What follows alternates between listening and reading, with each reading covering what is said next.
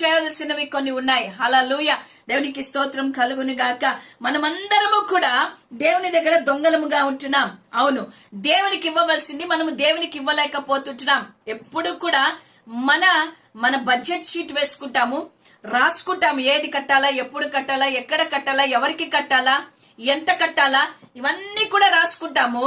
కానీ దేవునికి ఇవ్వాలా అనేది మాత్రము మన పేపర్ మీద ఉండదు.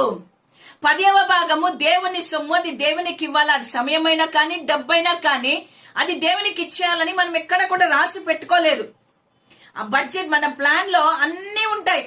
కరెంటు బిల్ ఇంత, వాటర్ బిల్ ఇంత, పాలోనికి ఇంత, పెరుగోనికి ఇంత, రేషన్ అంగడికి ఇంత, బట్టల అంగడికి ఇంత, మందులకింత, ప్రతిదానికి లెక్క ఉంది. వడ్డీ ఇంత కట్టాలా, పలానా వ్యక్తికి ఇంత ఇవ్వాలా, పలానా వ్యక్తికి ఇంత అప్పు కట్టాలా అని లిస్టు చేసుకుంటాము. కానీ ఆ లిస్టులో ఎక్కడ కూడా 10వ భాగం